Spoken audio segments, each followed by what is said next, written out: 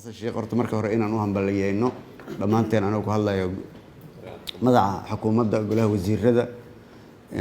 anigoo ku hadlayo magaca shacabka Soomaaliyeed waxaan leeyahay madaxweyne xasan sheekh Allah u fududeeyo hawsha culus uu qabtay xalka dalku aan ka wada dheregsannahay nabadgelyada hadday tahay dhaqaalaha hadday tahay arrimaha bulshada hawl culus u taalo marka in oo waxaan leeyahay dhammaan golaha wasiirada iyo shacabka Soomaaliyeedba ka codsanaya in madaxda Ilaahay loo baryo Madaxweyne Maxamed Cabdullaahi Farmaajo aan rabo halkan isna inaan uga mahad celiyo sidii sharafta lahayd uu dalkan ku soo hogaamiyay iyo sidii sharafta lahayd oo xil wareejinta iyo qoris ku dhibka u sameeyay isagana waa uga mahad celinaya waxaan rabaa sidoo kale Madaxweyne Maxamed Cabdullaahi Farmaajo maanta shacabka Soomaaliyeed u sheegaya wada shaqayn fiican iyo walaaltinimo waan soo dhaxmartay bini aadana leeyahay waa ilkii carraba dad isugu dhaweys qaniinaan waana sheegay oo madaxweynaha aadan isula shaqeynay laakiin dhibka Soomaaliya haysta waa sheegay waa milkiilaha Soomaan laakiin waa laga baxayaa milkiilaha waa laga baxayaa macna ma lahan laakiin wada shaqeyn inaan u mahad celiyaan rabaa si official ah aan u dhaho madaxweyne Maxamed Cabdullaahi Farmaajo wixii dhacay Cabdullaahi Axmed Salfi waa wada shaqeynay Soomaaliya meel wanaagsan aan soo gaarsiinay waa run doorashada stakeholders ama milkiilayaal fara badan ay lahayd oo ka mid yihiin dawlad goboleedyada oo shanta dawlad goboleed ay ka mid yihiin xukuumadda ay ka mid yihiin musharaxiinta ay ka mid yihiin ururada bulshada dhammaan dadkaas oo dhan ay ka dhaxaysay doorashada runtiina waa doorasho adag qof kastoo aniga iga horeeyay oo horay dawladda uga tirsanaan wuxuu ii qiray inay doorashadan ay doorashadii ugu dhibka badneed oo doorasho dadban ah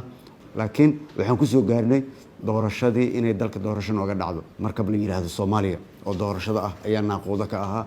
saan u soo wada dekadiina ilaahay alxamdulillah dekadiyan keenay dad baa ka xumaaday oo markabkii markuu yimid ku caariyay waa run laakiin shacabka Soomaaliyeed danta guud laga fiirinaya markabkaas oo shacabka Soomaaliyeed ay saarnaayeen dekadii ayaan keenay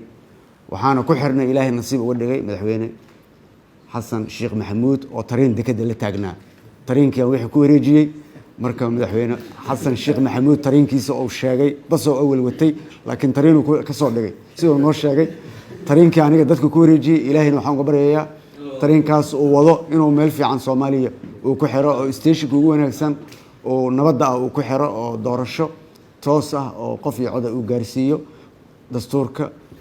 oo dhameystiro maxkamad dastuuriga la sameeyo dalkana barwaaqi baraare la gaarsiiyo ayaan u rajeynayaa madaxweynaha waan u soo duceynaynaa marka madaxweynaha waxaan leeyahay markabkii badda waa ka soo saarnay dhammaan wasiirada haddaan nahay dawladda iyo xukuumadda cid kastoo Soomaaliya wayna noo soo duceysay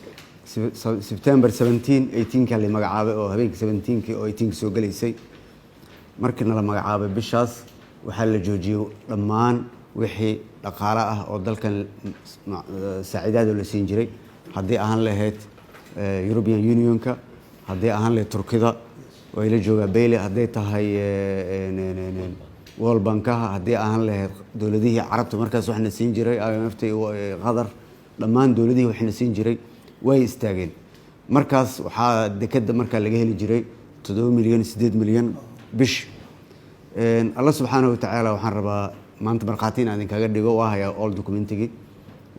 October iyo November markii lacagihiina laga joojiyay 7 milyan 8 milyan ayuu dakhligeena ahaa dekada kor u kacay wuxuu gaaray 12 marka macnaheedu oo ah ilaahay markuu ilbaabka xiro ilbaabka lagu furo Soomaan qolooyinkii walaalaheena asxaabteena saaxiibada caalamka dhan oo waxna siin jiray way joojiyeen iyaga laftirkooda xumaan uma sii joojinay barashar waxay ahayd in doorasho la qabto oo doorashadii oo iska dawareeg iyo September 17 ayay ka ahayd xilligii xajka lagu jiraa dad badan ayaa xajka walwal iyo bahar ka hayo hadii ahaan lahaayeen kambaniyashii diyaaradaha saadarteed maadaama xukuumadda ay timid madaxweynaha uu hogaaminayo madaxweyne xasan sheekh maxamuud wasiirkan waa u sheegay madaxweynahan waa u sheegay in si cadaalad ah waxaan lagu nidaamiyo wasiirkan waa faray inuu madaxweynaha kala shaqeeyo sababtoo ah aniga waqtigii waa dhamaaday shacabka Soomaaliyeed waxaan rabaa shaatigii oo nadiif ah meeshan ka tago oo garaafo lahayn wasiir waa ku sheegay kala shaqeey madaxweynaha iyo tiimkiisa iyo cid uu ku idmay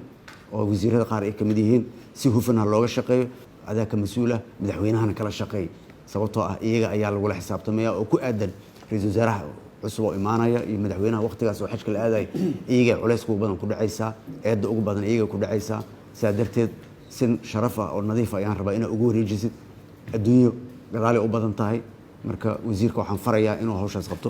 sidoo kale waxaan rabaa in wasiirada qaarkood oo agaasimayaal aan iyaantu magacaabnay agaasimayaashaas sharci waaye inay shaqeeyaan sida ugu dhaqsiyaha badan hadday tahay wasaaradda shaqada iyo shaqaalaha wasaaradda ganacsiga hadday tahay wasaaradaha kale dhammaan waxaan leeyahay hawshaas ha la galo insha allah waxaan idin leeyahay horaha loo socdo dalka hore u soconaya wax dambe la sugayo malahan horaha loo socdo waxaan idin leeyahay alla subxaana watacaala hadduu nagu gaarsiiyo khamiista dambe ayaan kulankii ansixinta kale oo noo dhinneed gelaynaa ritriidna waa gelaynaa waxaan idin leeyahay jimco wanaagsan dhammaanteen naloo soo duceey shacabka soomaaliyeedna waa mahadsantihiin garab istaageenna wasalaamu calaykum waraxmatullahi wabarakaatu